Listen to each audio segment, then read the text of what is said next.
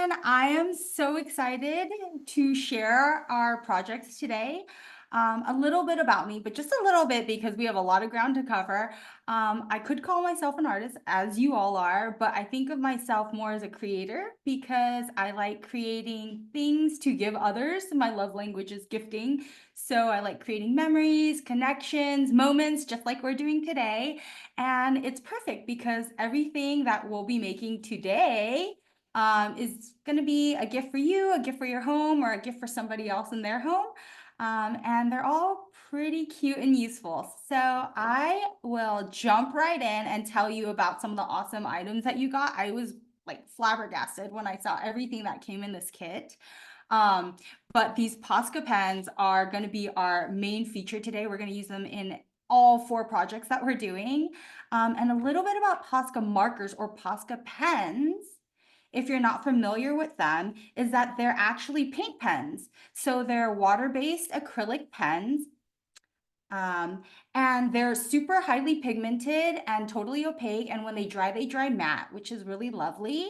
And if you test them out, on your, you can grab your piece of paper. I have some Fabriano over here. If you test them out, you'll see that the texture is actually pretty liquidy, but it's nice because it's a smooth liquid compared to somehow like acrylics are chunky when they come out of the tube. So they're super nice and smooth, which is going to be great for a lot of our surfaces today.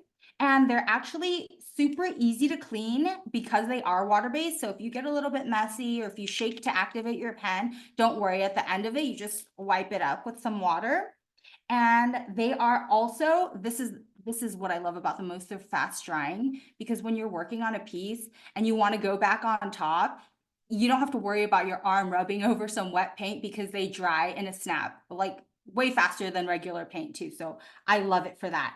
And the reason why I particularly have like a little stack of Poscas with me all the time is that they're super portable. You don't have to carry water with you. You don't have to carry your brush set or a little bowl or anything like that. They're really portable. You just throw some in your bag and you're ready to go and create something wherever you are. Let me show you the tips that you got. So let me switch right now to this mode so you can get a close zoom up. So you guys got, there we go. The medium tips, which are nice and chunky. They can cover a good amount of area really quick. You guys got to see some of the smaller tips. In comparison, I'll let them out. But POSCA also has some really interesting tips that I want you guys to know about. They come in super chunk. This is a Fathom marker that I said that I wish I knew about during my high school ASB days because this would have saved me so much time. And if you notice, this is a bullet tip, which is nice and rounded, but they also have these chisel tips. So you can cut those corners really nice, or you can just use the edges if you wanted to do a straight line. That's nice and straight, come in a bunch of different sizes. They also have this tip, which is super interesting. This is almost like a pen, like almost like a felt tip pen. You can do a lot of real good detail work with this pen. And my favorite, because I do a lot of faux calligraphy and I kind of only want to carry around one pen, if you got a pen, I'd say to invest in the brush tip. The brush tip is really good because you can get really thin with your lines. You can also get broad strokes with the lines. So I really like this. But the one thing you need to know about this particular pen is it looks really different from these pens. And it's because you activate them differently. If you guys don't have your pens activated, let me just jump in so you can at least try it on your paper. If your pen already has color on it, it's been activated before. But if your pen is completely, let me see if I have a brand new one. If your pen is completely white at the tip, that means it hasn't been started or loaded yet. And in order to activate these pens, you actually give it a good shake. You're gonna get addicted to the sound. Every time I hear a good shake, I'm like, oh, somebody's using a POSCA somewhere. It's usually me. But you give it a good shake, so you mix up all the good stuff in there. And to activate it, it's still white. To activate it, you want to press down. Press, press, press, press, press, press, press. Because you're getting the ink to come and fill that tip. And it does take a little while. You just got to jam, jam, jam, jam, jam, jam. And it'll come down. If you can see, it's starting to flow down here. And that's a great sign. That means it's coming down. Don't worry, you're not going to ruin your tip. They're so durable. You just keep doing it. You see all your pen come down. Keep going. Let's activate our pens. Oh, there it goes. I have paint. And the more you swirl it, the more liquid's gonna flow into that tip. Activated. And then you just put your cap back on and that's ready to go. And the reason why I showed you that right now is because this is the only POSCA pen that activates a little bit differently. This is that brush pen that I was talking about. Now, you can't, hammer down on a brush tip without ruining it. So what you do is you pop the clear cap off and there's a little clicker button here and you just activate it as if you were clicking a lead pencil. And that's how you load the ink into this pen. See? Tons of ink. Great. Ooh, nice. Very holiday appropriate. Okay, cool. Those are the different tips that we have. Awesome. Now, another great thing about POSCA is that you can use it on practically any surface. So I've used them on terracotta pots. I do my herb pots, and then I label my herbs, and I'll just like spray it with a little varnish to seal it, to make it waterproof, because again, these are water-based, and the beauty of it is that you can erase it, but if you are planning to use it outside or more vigorously, you need to seal it with some varnish. I've used them on glass. They write on mirror. Mirror is a beautiful way to use them if you want to leave like notes to your kid or like positive affirmations for yourself. You can use your POSCA pens on a little corner of your mirror and just wipe it down with a paper towel later. I've used them on plastic. They work great on plastic, which is what we're going to practice on acrylic. They work great on metal. They work great on glass. You can do rock drawings with them with the kids. They're, like I said, they're non-toxic. They don't have any odor. So they're like great for anybody at any age. And when it comes to certain surfaces, you'll notice like, hey, why is my POSCA slipping around? So POSCA works really great on porous surfaces because the paint can really grab in there, as with all paints. But they do work on super smooth surfaces as well. You just need to give it enough time to dry. And you'll see that on the acrylics that we're going to do. When it comes to paper, I'm really glad that your kit came with very good paper. So the paper that you got was the Fabriano. And the reason why paper is important for when you use POSCA is if you try to use it on thinner, like very grainy textured paper, if it's not a good quality paper, because the tip of the POSCA is so durable, you can rip your paper if it's too textured or if the paper is just too thin. But the Fabriano, when you feel the paper of the Fabriano, it's nice and smooth, which is why the POSCA is going on it very nicely. And you don't see any warping or tearing. I mean, I have a great glob of paint right here, and you don't see any damage to the paper. So the paper matters with POSCA paint pens. Okay, so let me get into our projects, and I kind of want to show you what we're gonna try to accomplish today. I want to get you rolling on as many surfaces as possible so that you could say, hey, I can use these everywhere, because you really can. So we're gonna start off with your Frederick's canvas. We're gonna work on this. We're gonna learn a good number of techniques here, especially what I like to call faux calligraphy, which is essentially you using your own handwriting to not fuss about learning somebody else's handwriting, but like enhancing your own handwriting with some highlights and some color and some easy, simple tricks. And then we're also going to learn framing about like, oh, where should I put words and what would look best on a like a blank canvas. So we're going to learn layout and framing there. Then we're going to jump into the really cool YUPO, the Legion panel right here. So this is very cool. This is actually aluminum. nice and thick, aluminum, super chunky. There's two sides. This side, that mine's covered, but yours is white. This side is the super smooth side. This is what I'm talking about, where this would take a long time to dry and you need to give it some time. I encourage you to work on this more at home, but for the sake of time, we're gonna work on the super interesting flashy side. We're gonna have a little bling on the aluminum. And if you feel the aluminum, there's good grip on there. So this will really help our Posca hang on to the surface. And then after that, we'll jump into our acrylic discs. And the reason why we included this in your kit is because we want to show you that it does work on a super smooth surface. It doesn't need to be porous. The discs are super smooth. And ta-da, you can do a little reveal by working on both sides. So that's pretty neat.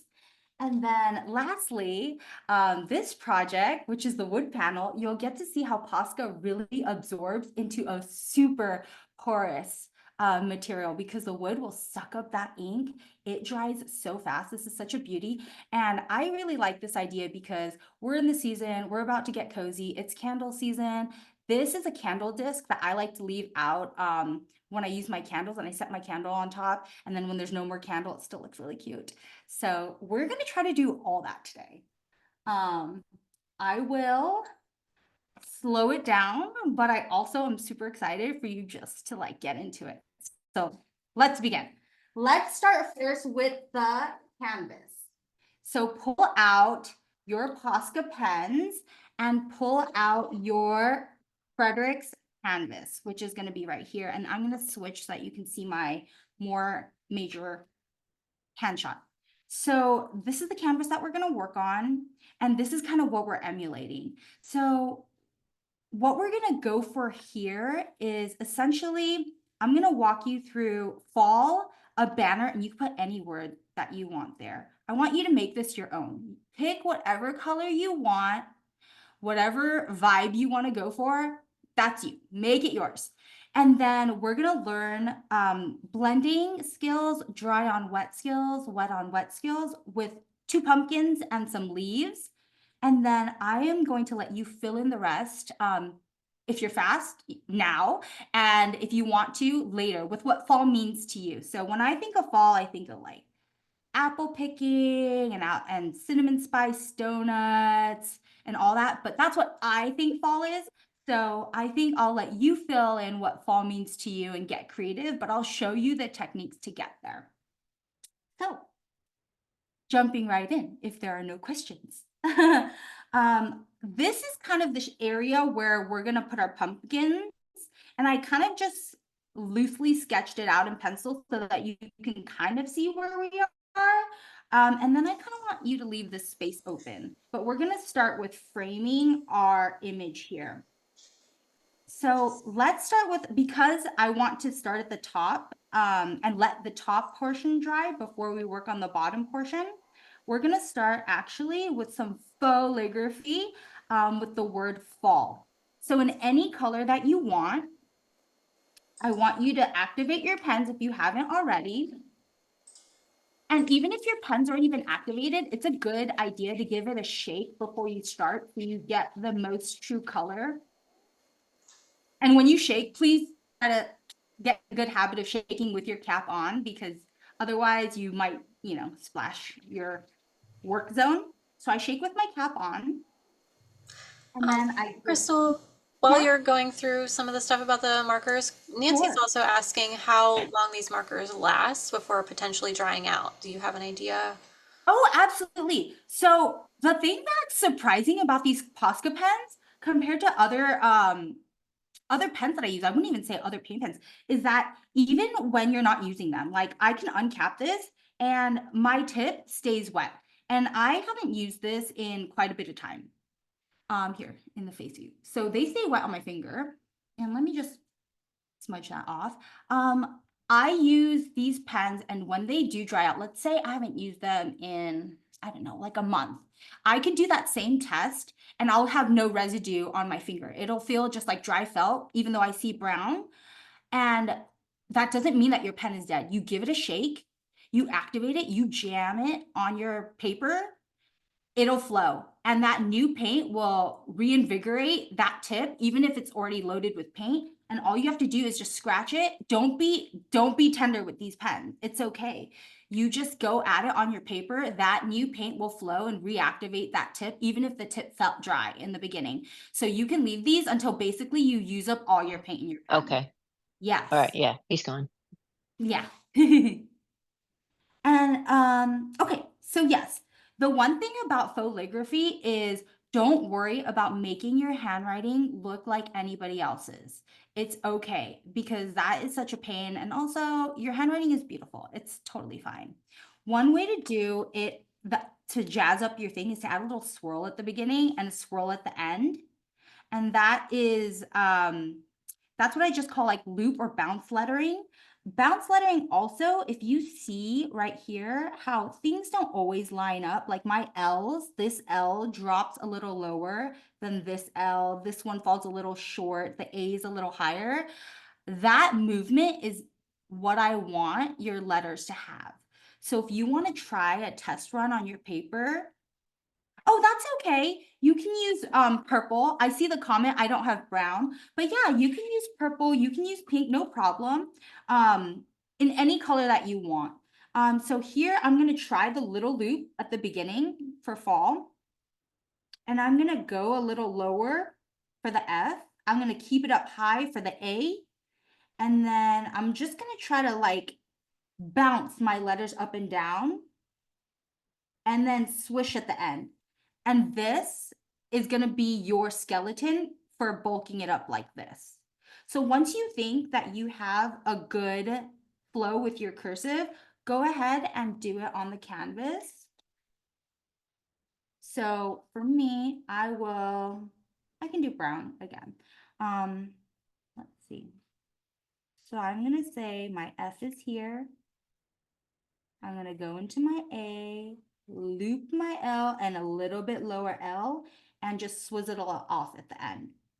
And now you're saying, hey, this doesn't look like this. This fall is so much prettier.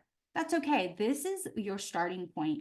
And the faux calligraphy part is where you thicken up the layer, the letters on your downstroke. So in calligraphy, they usually have thicker downstrokes, and we're faking it just by beefing up wherever the down would be. So for example, I went up over here, I'm not beefing it up, but I came down on the F.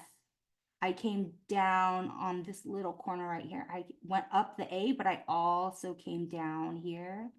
Up the A, I came down on my L, so you want to beef it up. And I came down on my L right here. And then I came a little bit down on the L right there. And so it's already looking like it has a lot more volume. So that's the first trick of faux calligraphy, to go heavier on your downstrokes just by giving an extra layer to your skeleton. And while that's drying, if you want it to dry a little faster, all you have to do is wave it around. You can take an accent color now. Pick any color you want from your set. If you want to do purple, do purple. If you want to do blue. I think for the interest of trying to copy this for myself, I'm going to start with this yellow. Again, I shook it. I'm going to test it on my paper. It's ready.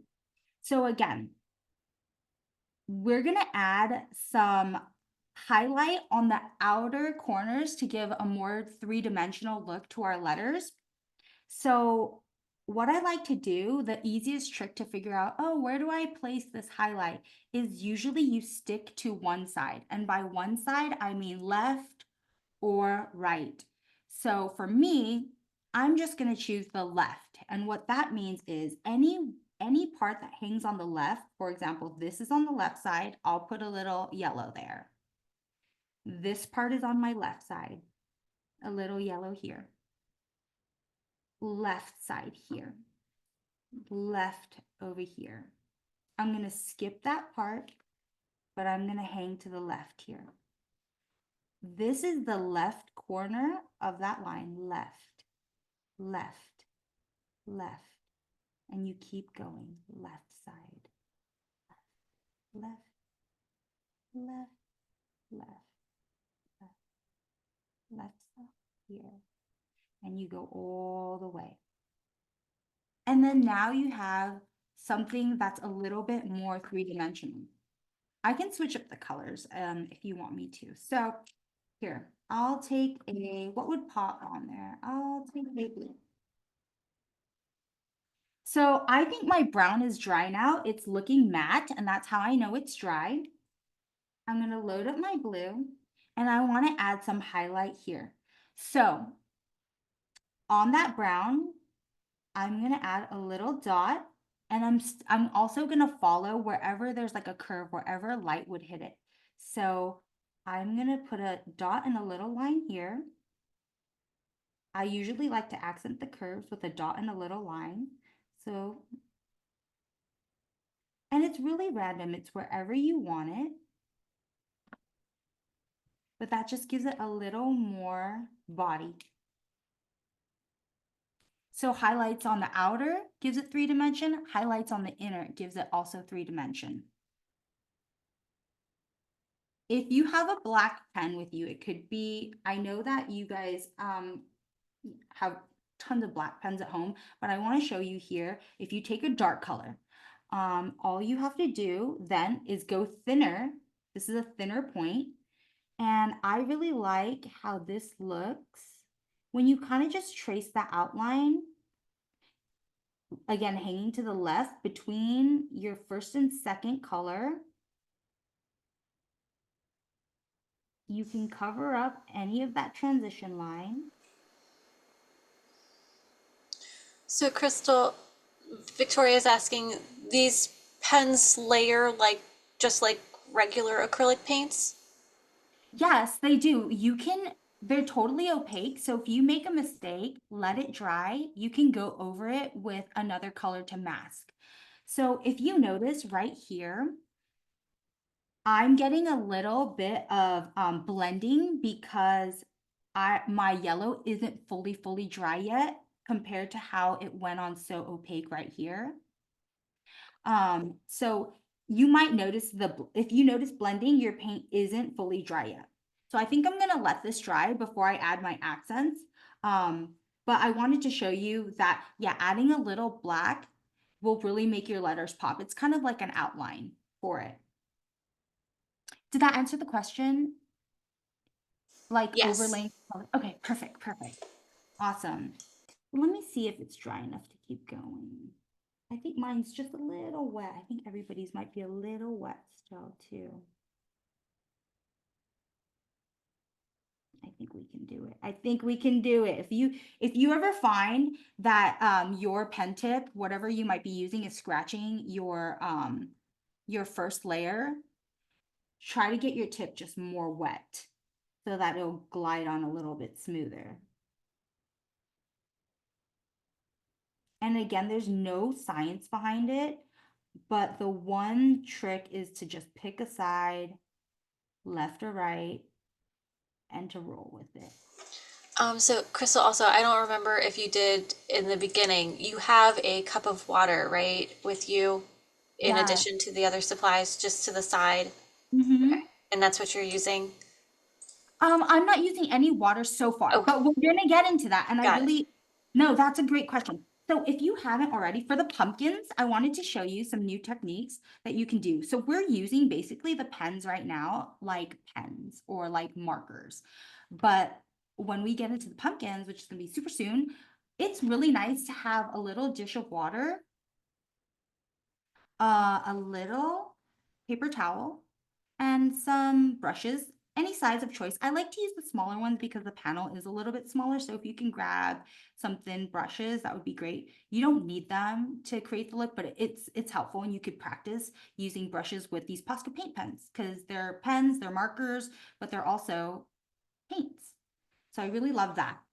So while we let that fall dry, and the beautiful thing about this is I know that we're doing things in real time together, but this takes more time to complete. So the more layers you put on and the more attention to detail to get those lines the thickness that you want, the more complete it's gonna look. So today we're just learning skills, and we're gonna, do some cute like line techniques that we could transfer onto things. So let's now go into our banner. I really wanted to teach you this simple technique on how to do banners on anything. And this one, I'll pick a totally different color. I think here you guys got sky blue. So I'll activate my sky blue here and I'm gonna do a blue banner.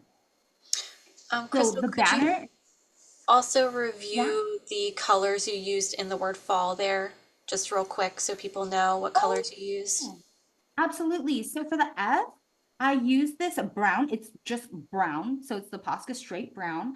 I used the aqua green, the one that came in the kit. I think this color is in the giveaway. I think the giveaway, what I saw was the fall. I think the fall collection. And I used ochre for this Yeah, one. it's in the warm tone set. The warm tones, yes. I used the ochre and then a black. I used any black. So I used the fine tip Posca black. But I know that some people in the additional supply list have Sharpies. You can use a Sharpie for now too, also. So let's see. I'm gonna use the blue to get into our banner. So we're gonna start the banner. So let's start with a squiggle line that is gonna be about the width of fall. So I'm gonna make a squiggle right there. And the reason why I like the squiggle is because it gives, again, more movement. You could do a straight line if you want, but I like a squiggle line. So I did the top line. I'm gonna try to mimic that same line for my bottom line. So I just go a little lower. I skip my stem, but you don't have to skip it. We can paint right over it, no problem. So I did 2 squiggle lines, just like that, 2 parallel squiggle lines. I'm gonna close off the ends and make them a little bit rounded. And then that is the body of your banner. I'm going to move this. I'm going to make the tips, the ribbon tips, by putting 1 line down, 1 arrow up, a little arrow right there. And then I'm going to connect that line. I'm going to connect that line. So you have your banner edge right there. I'm going to do the same for this part. I'm going to make a line up here, bring it out, make a little V, bring it back down. Okay.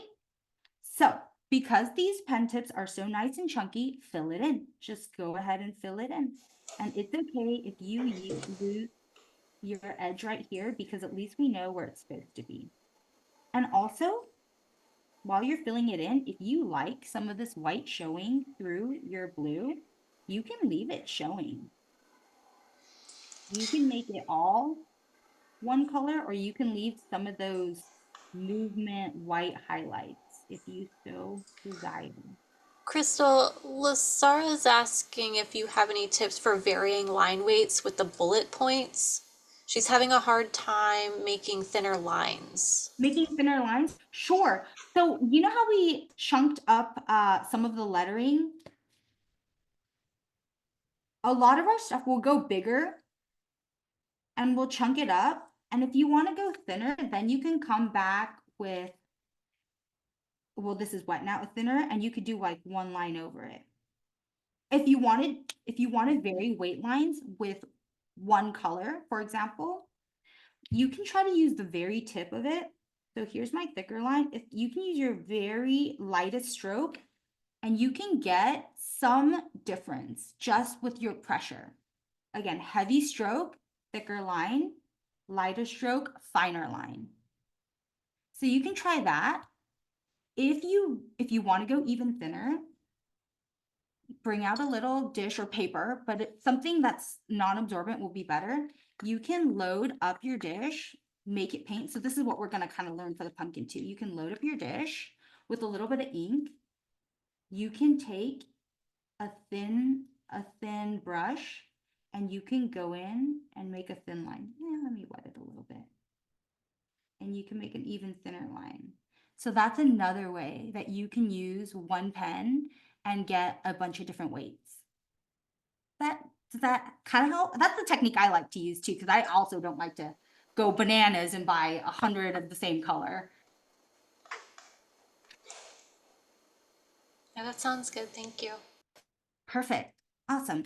So now we're letting that banner dry because we are going to be writing over it. So let's let that dry and let's move to the pumpkin. So in your kit, you can use any color you like. You can use your orange, pinks, greens.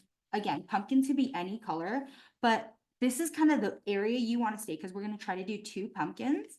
And don't worry about sketching out your pumpkins. I did it to kind of just show you, but I'm going to start with you. So with the pumpkins, you're just going to make an oval. Like any kind of oval. And then from that oval, you're going to add like a half crescent on either side, just like this. And then you're gonna add another half crescent that's a little higher because we're gonna start pushing that back. And right up here, maybe up here, is your last half crescent. So it's just a series of ovals and partial ovals. And the technique that we're gonna learn with this pumpkin is blending. So I'm gonna use the purple and I'm gonna put as much or as little purple as I want wherever I want. The beauty of paint is that it's gonna look crazy in the beginning, but because you can blend it, it's gonna look really beautiful together. So now I did that with purple. I'm gonna shake up my paint. I'm gonna activate it, just hit the tip a little bit. And I'm going to add in some pink in those white areas first, so I don't blend too much with my purple. And you could see where it's already blending. So this is the POSCA wet on wet. So really, when you think that you only have a few colors, if you go wet on wet, you have quite a bit of colors because it's getting nice and magenta, burgundy in those areas where they're touching and blending. So I'm just filling that in together. And I can still see kind of the outline of my purple pumpkin. So while I let that dry, I am going to start on this pumpkin. That pumpkin I know doesn't look complete like this pumpkin, but we need to let paint dry so that we can layer on it. So for this pumpkin, I'm going to take a totally different color. I'll use aqua. Yeah, I'll use aqua and I'll layer with green. I'll use aqua. I'll blow on it a little. And I want to show you that the opacity is really great. I can cover up this pumpkin even when it's wet. I can just cover it up. So I'm starting with an oval again. I'm going to fill in that oval. Also, the canvas can take it. If you want to just get a little more ink on it, you don't have to go back to your paper. The canvas can take the pressure and it can take the ink. So I'm going oval again, half crescent, a little bigger crescent, and a little bigger crescent. Fill it in. I'm going to leave some blank space for my second color. And for that second color, maybe I'll use a little orange. Start up that pen. Perfect.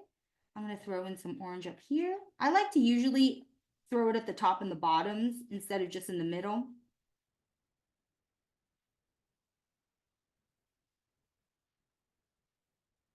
Now, for this pumpkin, this one on the bottom, I want to show you the brush technique for if you have your brush out and if you have your water bowl out. I want to show you that you can dip your brush in a little bit of water, and because these are water-based, you can activate the pen and do a lot more blending. Like you can bring down some of those colors and soften up your lines. If you're like, I don't like those harsh orange lines, just take a little water and soften it up. Just like that.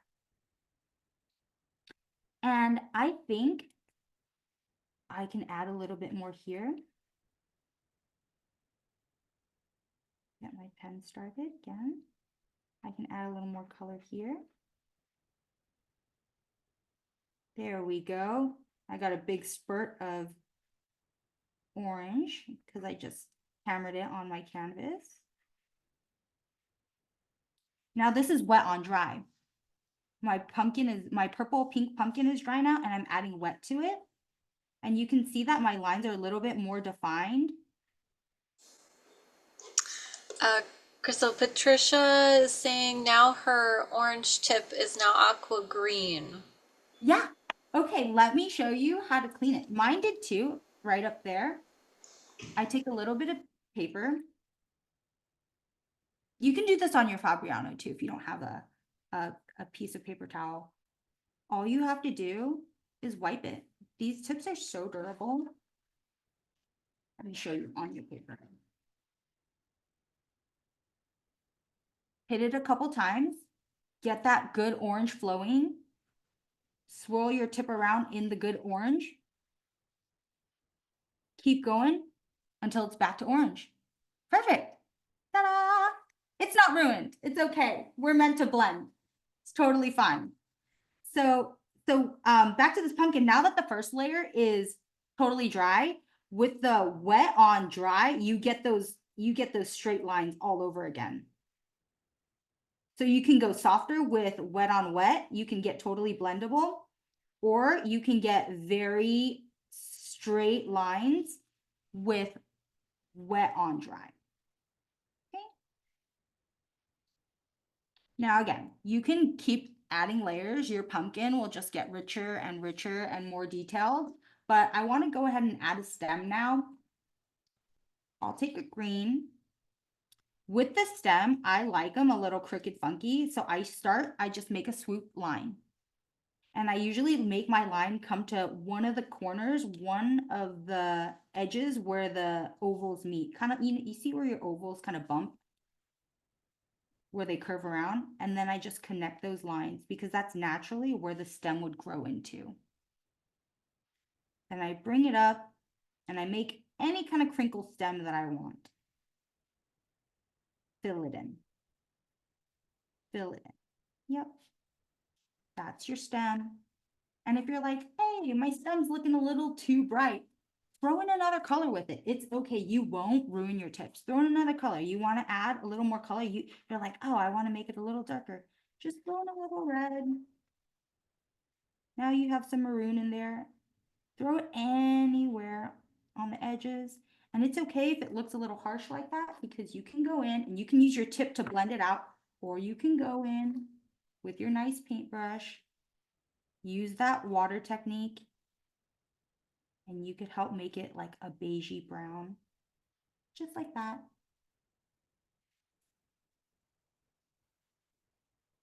Now, before because while these are drying, I will show you with this one that's a little bit dry. Taking your black marker, whether you have a POSCA or a Sharpie with you or any kind of other marker, let's take the black marker, and I want to show you that you can get the soft look by leaving it unoutlined, or you can have a really heavy definition by outlining where your ovals are. For example, the ones here, I like a heavier outline. So I like the black outline on it. So you re-wet your pen if you're using a Posca pen. Let me just re-wet it. And then I like to outline my ovals, and I don't always go around the whole oval. I usually stipple it. I leave a little bit of gap so that it doesn't look too cartoonish. I'll leave like a little gap.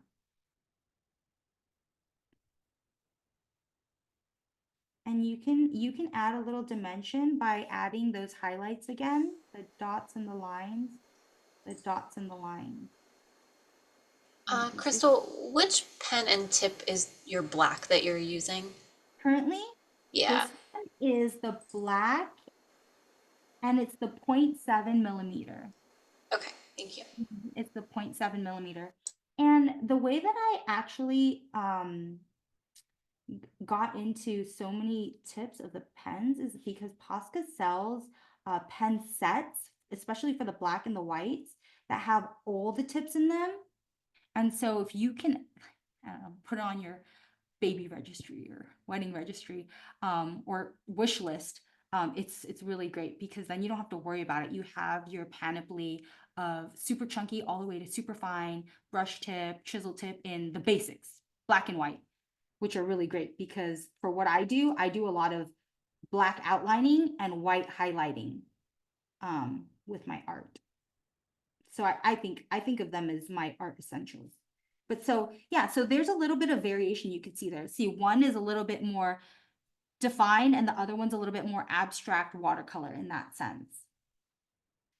And so once again, yeah, you can beef up your lines. Anything that's dry now, you can go back and add more definition.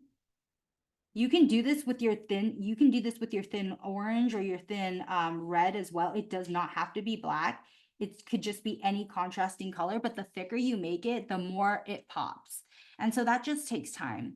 And you can go ahead and do that. I want to go back to the color set that you guys have so I can show you where I would highlight. So for example, on the banner, now that this is dry, I want to go back and add dot and a line for my highlights, a few lines here, and a few lines here. And then over here, I'll use a different color from the set. And over here, instead of fall obsessed, I can do anything I want. So since I already have fall obsessed and this is a little brighter, I'm gonna put fall vibes. And again, use your handwriting.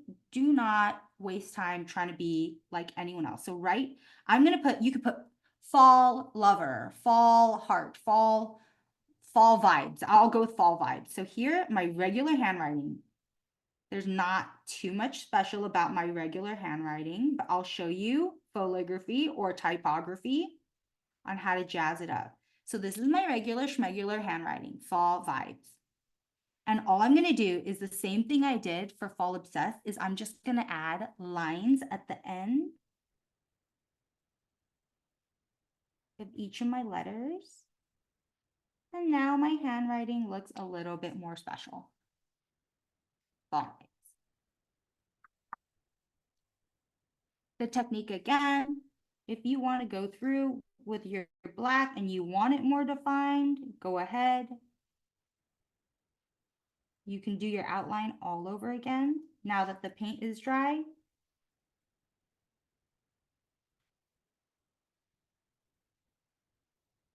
Right here.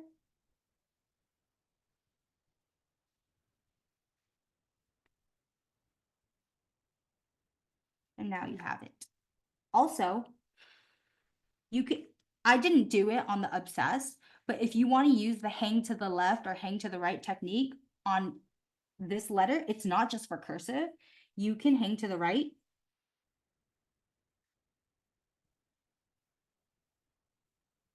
or hang to the left here as well. And it makes your letters pop a little bit more.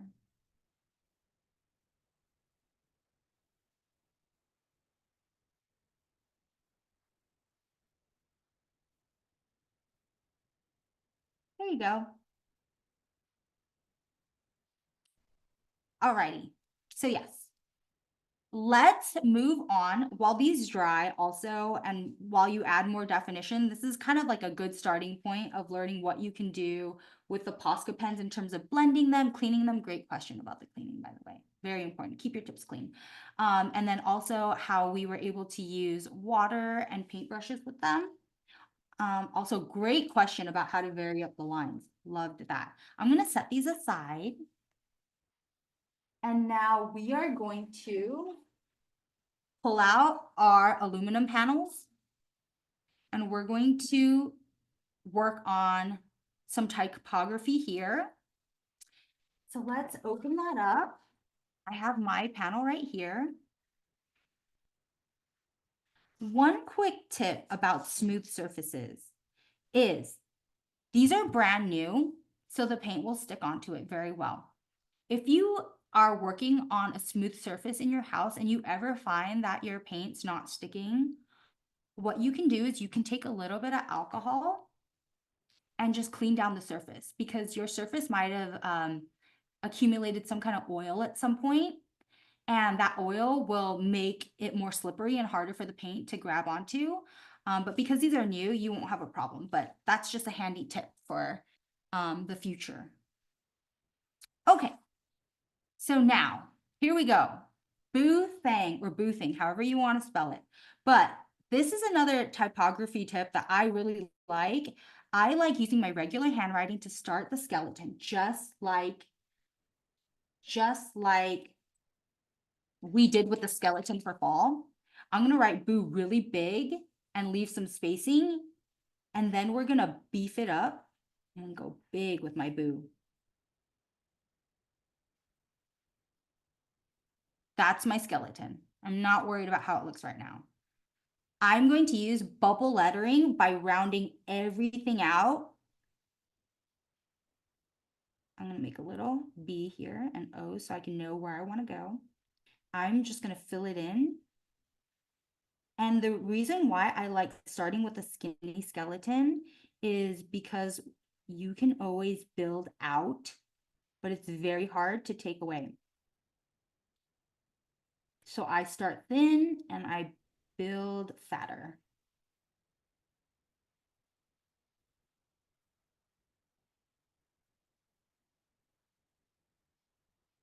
Let's fill these guys in.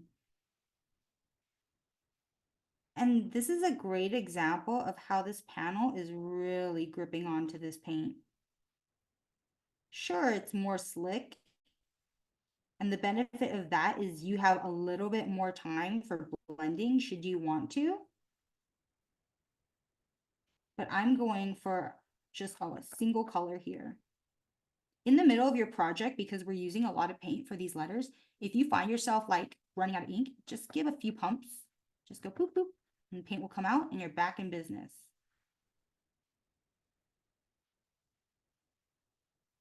Don't worry about some of the marker tracks that you're leaving here, because once it dries completely, you can do another layer and fill those in, no problem.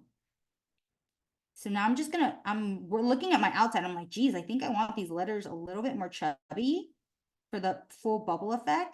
So I'm gonna go ahead and outline everything. Outline my B once again to get a really nice, bulky, chubby B. I'm gonna do that with my O. And this O is pretty chubby. I'm gonna let that be. There's a lot of paint on there. I'm gonna let that dry before I go back in on it. So then I'm gonna take another color. It could be any color. Maybe I'll go for some hocus pocus, purple and green. And then I am gonna use my regular cursive to try to go from end to end. So I'm gonna do boothing or boothing this time. I'm gonna start here, T,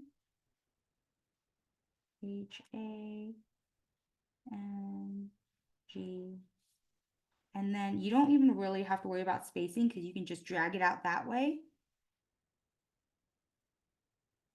And because that was the skeleton, I'm gonna beef up my downstrokes once again. Beef up your downstrokes for that calligraphy. Crystal, while you're doing that, you may have went over this earlier, but Danielle is asking how the best way to store your POSCA markers are. I love that question. I love that you're already a steward of your POSCA markers. I love that. So when I'm done, you don't need to clean them off or anything. You put your cap on real tight. Make sure you hear that snap, because you don't want your POSCA caps, you think that they're on, and then they fall off in your desk or drawer. Hear the snap. Make sure they're snapped. And I get a little pencil box, like a big one of those kid pencil boxes, and I just lay them down in the box and have them horizontally. And that way you don't get any weird accumulation on one side or the other. So I just store them like that. Great. Perfect. So now that I did my thing, I'm gonna let that dry. Again, if you're at your home and you have unlimited time, you can do things all in order and let things dry as you wish. But I'm gonna bounce back up to the B and the O while I let my green thing dry. And I'm gonna add slime. And the slime is very easy to accomplish, and it could be as random as possible, but you basically drag it down, make a little bulb at the end, the bulb right here, and bring it back up skinny. And because POSCA is opaque, you can cross over, and I kind of like when you cross over and drip into the next thing because it gives a 3D view of it. So I'm gonna do a little bit more drips. It doesn't matter how many you do per drip. For the corners, I like to make them a little smaller because it's like sliding down my edges. So I'm gonna go over here with my drips, bloop, bloop, bloop, bloop, bloop, a little slime. You can get bubbly, you can do a little drip on the side of a drip even. Choo choo.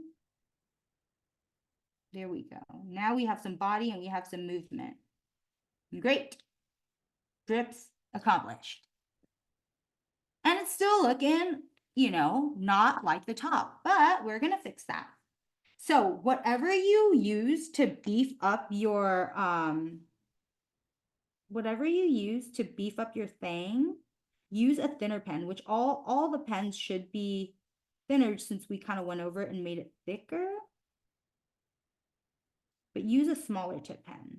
Use the red glitter would even be nice. Red glitter would be nice on here. I'm gonna let that dry a little bit. Again, you want to let things dry. One thing that I want to tell you, don't be afraid. You see that if it's not perfectly dry yet and you go over it with the pen, it could lift some of that first layer. It just needs more time. And if you're like, I don't have more time, load up your pen, make your pen really wet. If you really don't have time to wait for that first layer to dry, load up your pen real good so that this is nice and silky and that there's no friction, because what it is the friction between the first layer and the second layer that's causing that drag. So if you're like, I just need to go and get the second layer on, just load it up and then you won't have that drag anymore. Okay. So take a thinner marker, take a contrasting marker. I would do red, but then I might get a little too Christmassy in here. Take a thinner marker, make sure it's loaded up really well. And when I keep saying loaded up, when I say load it up with the paint, because I don't want any drag. Okay, so I'm gonna go in with orange. And now I'm gonna add, again, a little pizzazz to my regular handwriting. So I'm gonna put in a few of these stitch lines. They're just stitch stipples. So with a light hand, because you don't want to rub off your first layer, you're gonna pretend like you're stitching your letters.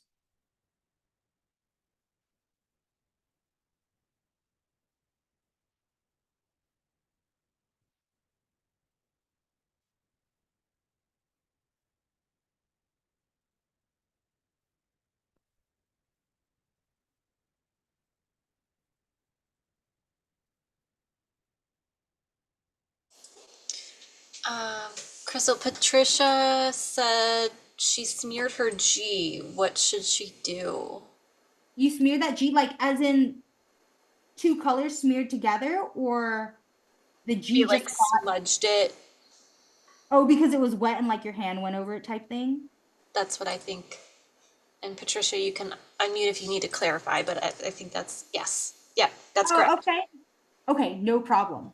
Because these are water soluble, all you do is take a little bit of water and a paper towel, or I have Q-tips on hand because I like to be a little bit more exact with it.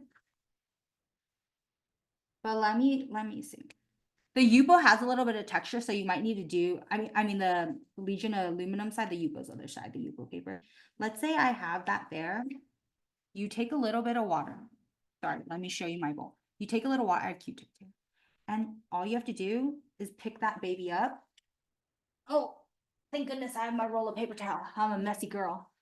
And wipe it away. If your paint is really stuck, let's say it wasn't that fresh. Let's say you're like, oh, it's been on there for like a good minute. It's pretty dry. I would say if it's pretty dry, you got to get more intense with your cleaning solution. And by intense, I just mean try a little alcohol. So I have my little alcohol here. A little alcohol. You'll pick it right up. Ta-da! All clean. Awesome. Perfecto. So now, going back to the B, we're like, how did we get these sparkles in the B? What highlight did you use? I didn't use any highlight. That's not a highlight pen. I'm etching through my layer of paint to get to the aluminum panel. So take something sharp, a safety pin, a needle, a paper clip edge, the end of a mechanical pencil. And if your paint is dry, which ours should be, you can etch into it. And when I say etch, I'm gonna do a few highlights. So again, those series of dots and swoops at the corners and curves.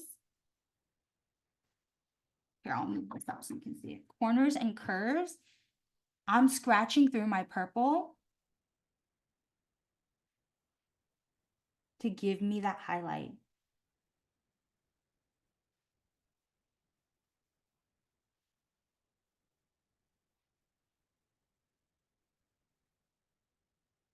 There's no science. It's whatever you think is pretty. And if you did want to do some of these sparkles, it's simple. I make a little curve down, curve in the opposite way, like a little diamond. I scratch out the middle, and then I extend the tops and the bottoms. If you want a little sparkle, you can have an open circle, or you can scratch out the middle and have a fully exposed aluminum circle right there. And you can do as many as you want. You can get jazzy with it, but it's really nice that the paint is so easy to manipulate and how easily you can scratch through. The one thing about it is when you want to scratch through the paint, you should do it when it's not intensely dry. When it's dry, it's pretty on there, but that's the beauty of the paint, is that when it is dry, it's fairly stuck. So, but that's great because that's what you want it to be. You don't want things to fade too quickly. So the best time to do it is like now, when it's in the dry state, but the dry, soft state. But that's why I was so excited that we got these aluminum panels here, because who doesn't love a little silver for Halloween? Ta-da! Okay, let's set that one aside and move on. Oh, how do I keep it from peeling? Which part's peeling? Oh, like if you wanted to keep this and not have it, or it's peeling while you're working on it after stenciling. So after stenciling, like if you wanted to keep this and use it year over year, the edges of, can you clarify? When this totally dries, you can run your hand over it and it won't flake and it won't come off. That's what I'm asking. This is Nancy. Basically, as you etch into paint, sometimes it wants to curve up on those edges. So, Oh, you yeah, know. I hear what you're saying. I hear what you're saying. So because my layer of POSCA wasn't a thick, hello. Okay, because my POSCA wasn't a thick layer, like I said, because POSCA paints are more liquid in consistency than your regular acrylic paint. Mine is not super thick, but you can see where I etched, and I do see some like a little nubs right here. Wait till it's dry before you run your hand, but you can just brush those nubs off and they'll come off. Do you see that little purple I was able to remove? It's so small. But wait till it's fully dry and you can brush any of the little flakes off. And while we're on this topic of sealing, if say you wanted this to be sealed for year after year use, and you're gonna put it outside and it might get sprinkled on in the rain, just hit it with a little varnish, some clear varnish. Am I here? I'm here. There we go. And you can even do this between layers. So for example, you can hit it with varnish, and if you wanted to go back and work on it, all the better, has more grip.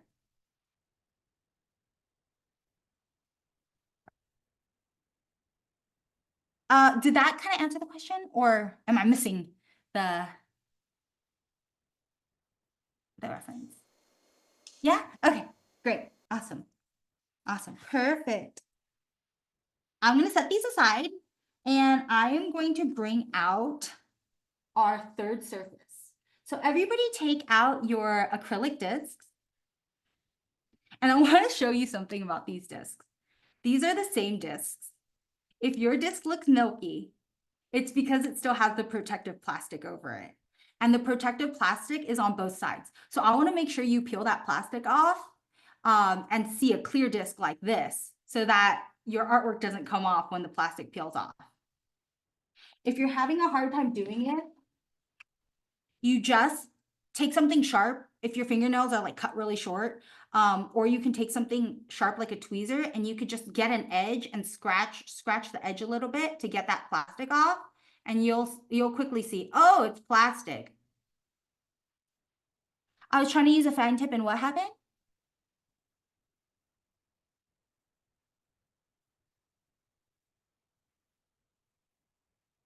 Lauren, do you happen to have that full comment? You were trying to use a fine tip in the... Yeah, Patricia's saying I was trying to use a fine tip and it actually took off the paint. Is that what it's supposed to do? Oh, are you talking about for boothing?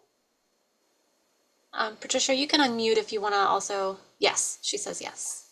Oh, yes, yes, yes, absolutely. What we wanted to see is we wanted to see that beautiful aluminum come through. So when you use your fine tip, are you talking about your like your scratcher tool, like your mechanical pencil?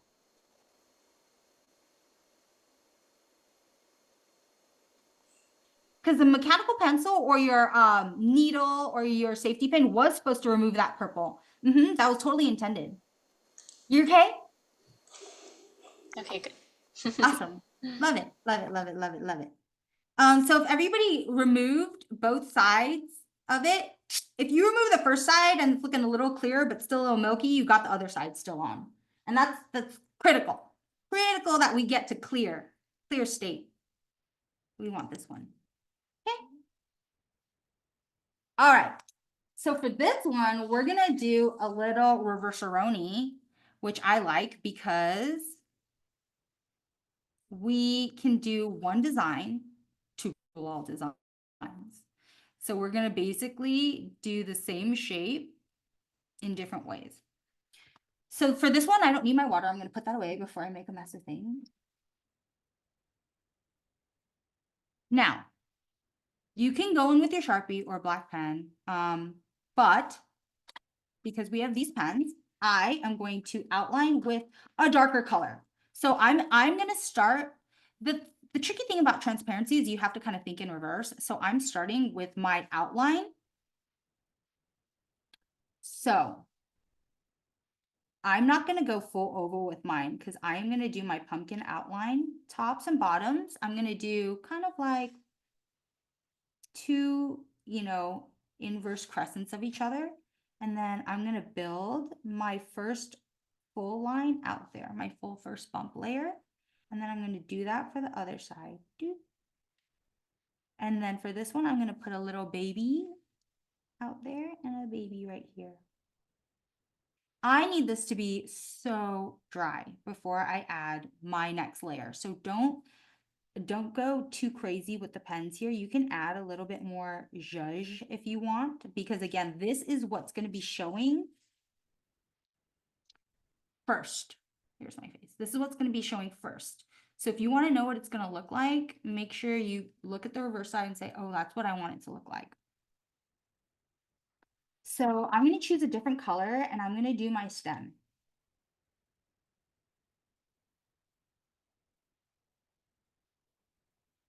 So I'm going to put my stem down right over here. Stem, and I'll do a little swizzle. Just a little curve, right there. And I'm gonna let this dry. I'm gonna really let this dry. And you can, like, if you want to know what stage of the dry it is, if it's looking a little shiny, it's not dry. Like over here where there's a little more paint, you could see it glisten. When it's looking a little more matte, like right here, where there's less shine, that's dry. But again, there's all kinds of layers of dry. I'm gonna go ahead, while that's drying, I'm gonna go ahead and put my eyes and my mouth in. And I'm just gonna fill in my triangles because less layers. And for him, I'm gonna give him a smiley face. He's gonna be a happy blue guy. I'm gonna let that dry real good. Now, because I don't want anybody to kind of smudge around, and I really want this baby to dry, I'm gonna set this aside here. And I'm being mindful of the clock, so I'm not just gonna like wait around and let this dry. I'll keep these guys up here. Let's use this time while that's drying to work on our wood panels. So let's go ahead and pull out our wood panels. We got the hard stuff out of the way. This is all gravy over here. So pull out your wood panels, and I am going to walk you through what it feels like to use POSCA on a very textured, very porous surface. It's a pleasure to work on this one. So for the lettering, there's going to be some blending here. So pick two colors that you're going to want to blend together. I'm going to go with pink first. And at the very top, I'm just going to write let's again in my skeleton lettering. Skeleton lettering. And with the bubble lettering that we used for Boo on the aluminum panel, we're going to round out the edges and beef up this baby. Make it nice and chubby.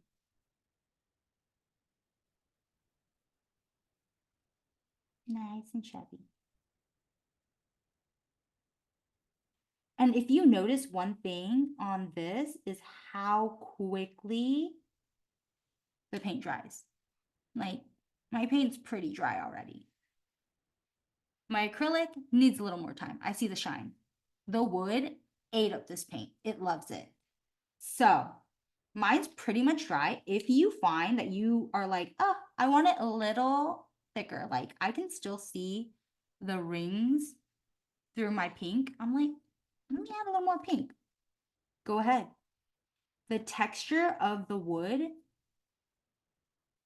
is so grippy that it will hang on to new paint and just lay it over, even if it's not perfectly fully dry. It'll grab that new paint and let it sink in. And you could do that and keep adding and keep adding.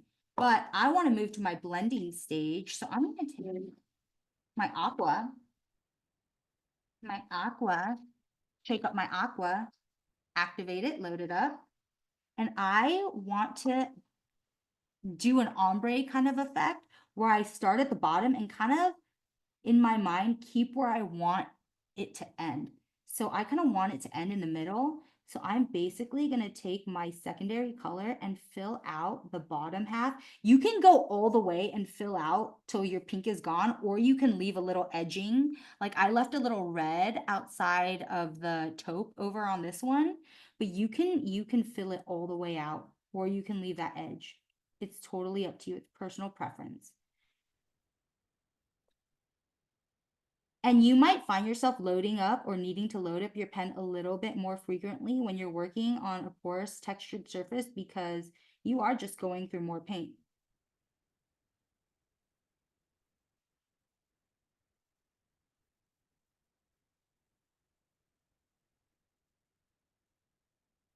There you go. Now you have a little ombre effect. You took your regular handwriting and gave it some oomph through a little bit. So I'm not going to go edge to edge on everything. Here we go. And again, add the highlights. You can take your black pen, any smaller pen that you have here. I have a thin pen. You guys got glitter red. I'm new to the glitter scene. I need to get me some glitter Posca pens. They have some glitter Posca pens and they also have metallic Posca pens. I know. They're on my Christmas wish list.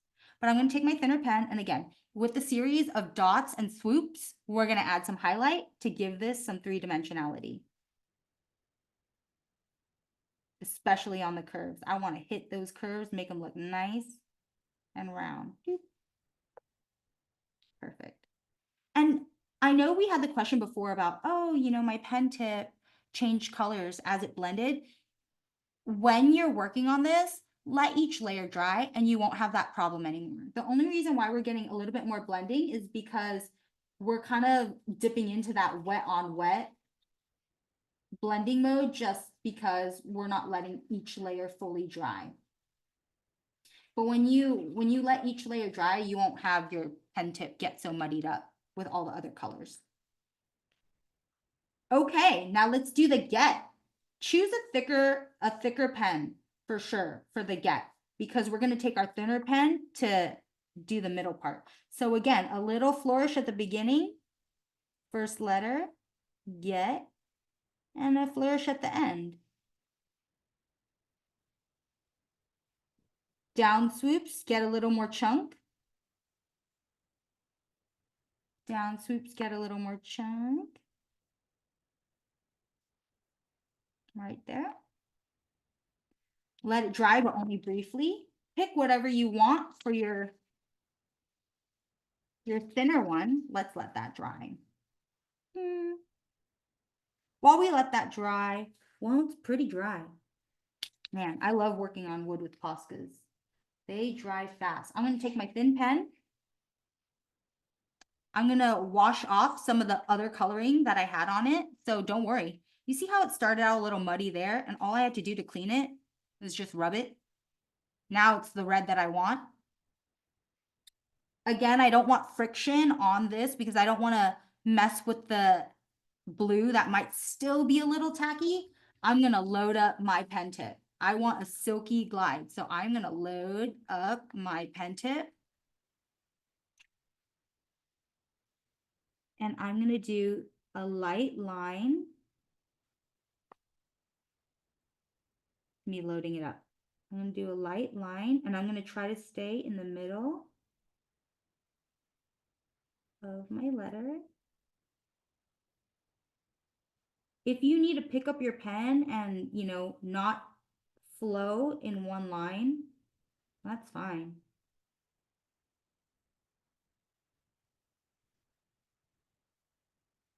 Okay, perfect. The beautiful thing is with these paint pens is if you mess up, because we had this question before, you're like, I don't like this color combo, or, ooh, I spelled something wrong. I don't like that. Just go over it. Again, if you don't like how that red looks, for example, on this blue, wait for it to dry, hit it with the blue again, pick a different color and go. There's no problem. Now, let's go to this candle. I want to show you a new little doodle over here. So pick any color. I'm going to go with my orange. For the candle doodle, it's basically a circle at the top, 2 lines down. Don't worry if you run off into the edge. It's kind of nice like that. And then a curve. And then what I do to help myself is I put a little circle in the middle and I fill that one in. I'll take a different color. Maybe I'll take my pink. I'll take my pink and I'll make pink my candle color. The orange will be my interior. Now I'll just fill this all in. I want this label, this quote unquote candle label, to be the color of my wood. So I'm going to go ahead and sketch that outline first, which is either a rectangle or a rectangle with little cutouts. So I did little cutout. But I just felt like I wanted to see the wood through on mine. And you fill it in.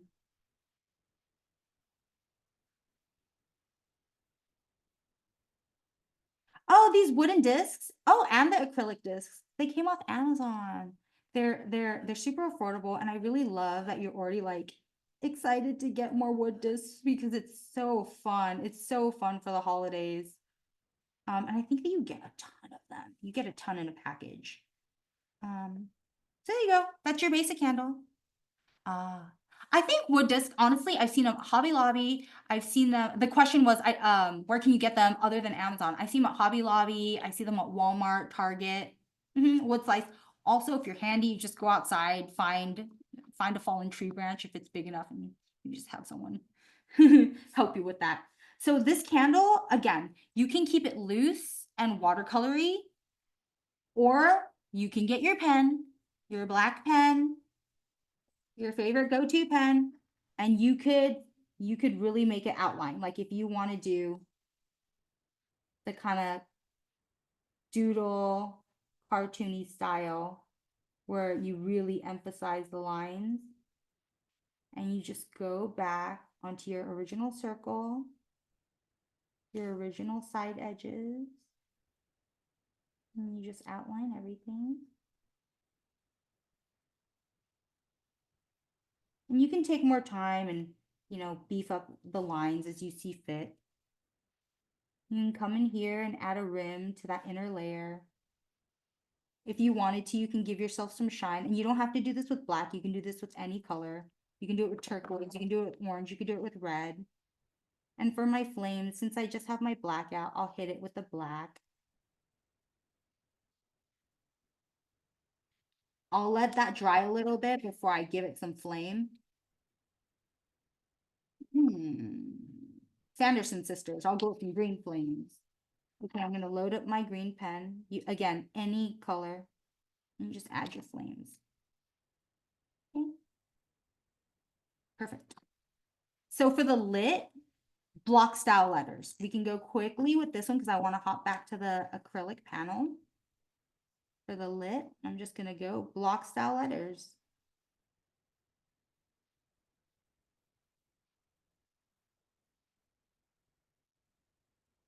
Start skinny, and you can always beef it up. Starting skinny helps you also with your spacing, because it's better to have more space than to run out of space.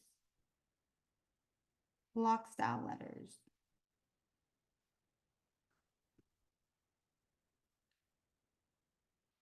No problem. And you can use any technique that you want on these letters. You can outline them fully like I did. You could add dots to make it look like little lights on them. You can use the stippling like we did on the thing here. You can do that. You can drip them. That might be fun to do a little drippy drip down here with a different color even, and then you could blend them with the blue. I mean, that's a cool one too. I kind of like that. I mean, you could do anything you want. We learned a good few that we can do. So if you wanted to do Let's Get Lit and you wanted the highlights, you could do bubbles up here, like little show lights. Nice round tip, but you don't have to do much. You just hit the dot. I like hitting the dot, you know, get perfect circles every time. Or if you wanted to, you could, you know, take that accent color and you could do the highlights if you want. Perfect. So I know some people have to jump off the, you know, some people, I get it, but let's go back because right now it's our, we're going to be as dry as we can get right here. So what I'm going to do is, because I really want to show you how to load this up. This one.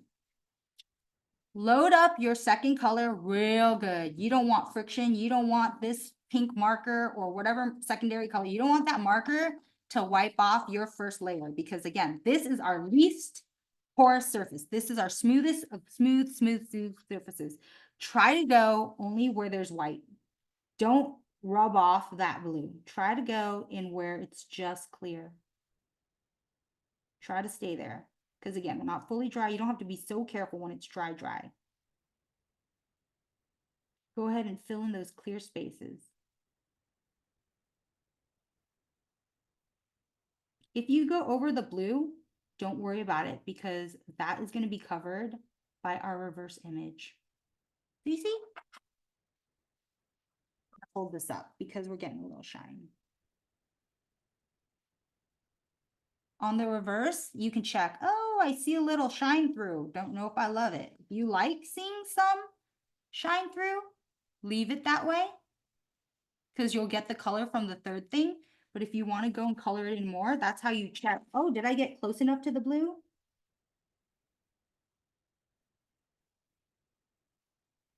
Okay. Let me let this baby dry. While this is drying, do we have any questions about any of the projects? I think it's a good time to take those questions while this is drying.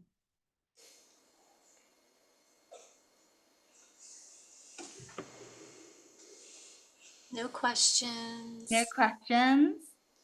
That's kind of good. I mean, we covered care of the pen, starting the pen, the different pen options. Have I painted over leather?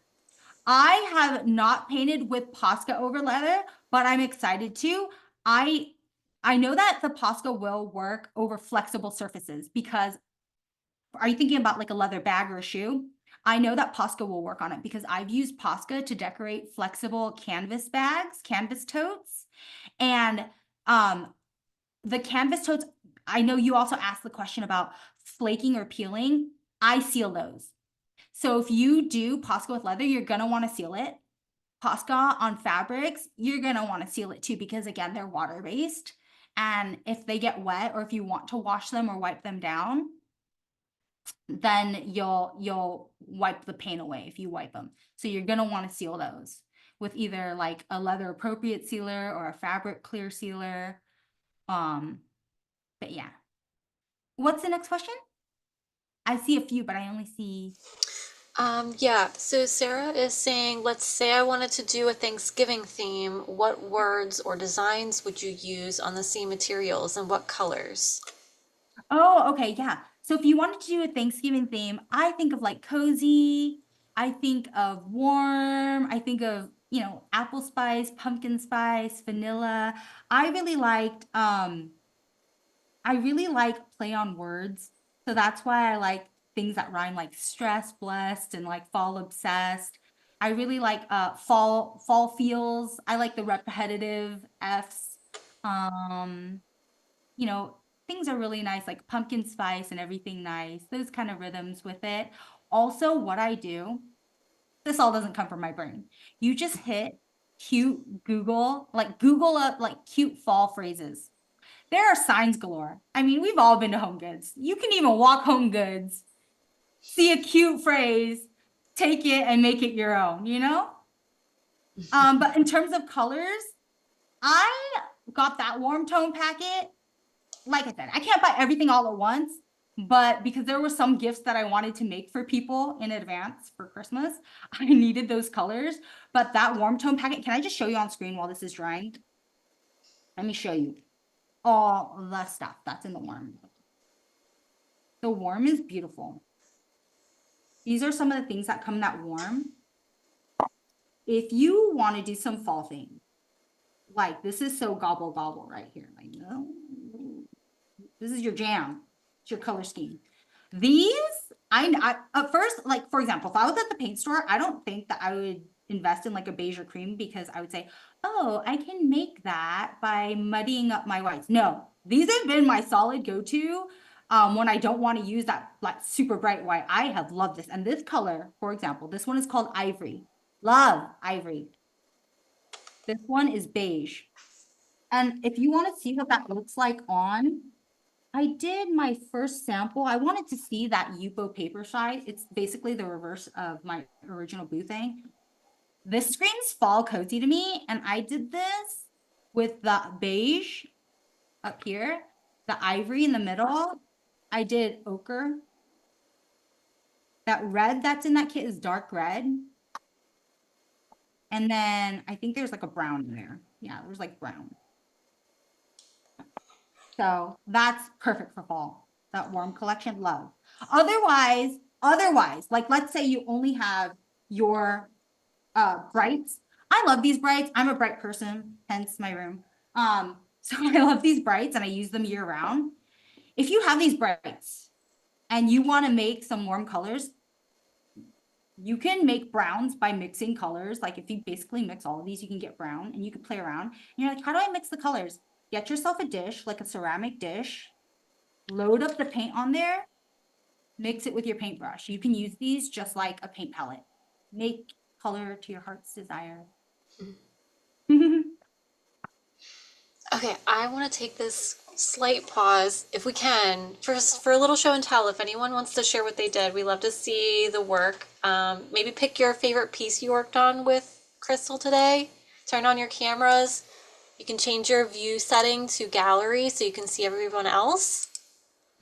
And please share your work. We want to see.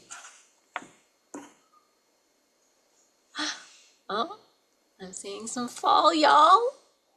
How Autumn fall, is y'all? pumpkin There's a spice. good one. Yeah, So we can cute. crowdsource good taglines.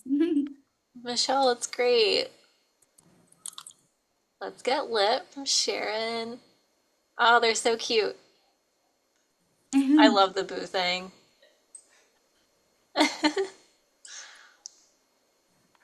Oh, I love that. Very Rich colors cool. on there. And the witch's hat. Another, oh, Oh, nice. yeah, Betsy, Another one that that's I thought cute. of for this candle holder idea, I thought of one, wax poetic. And then you use the same drippy style technique that we learned. A wax poetic would be a cute one also for the wood disc. Very cute. Great job, everybody. Okay, cool. Thank you. If anybody has a spare moment, I just wanted to like, because we didn't finish the disc, I just wanted to, because people might have a few more minutes. It should be dry enough now. I want to kind of go over the edge of it with like a different color so that you cannot get that pumpkin and you can make it your fall pumpkin. I can do this in a minute. Just give me a minute. So I'm gonna load up my new pen and I can go over everything. And if you're getting some rub, if you're like worried about rubbing through, go ahead and load it up on a dish. Like, don't worry, there's a lot of paint in these pens. If you're worried about rubbing it and you're starting to see it take off, for example, some of my pink, just load it up, take your brush and like paint it on because the brush is way more gentle, you know?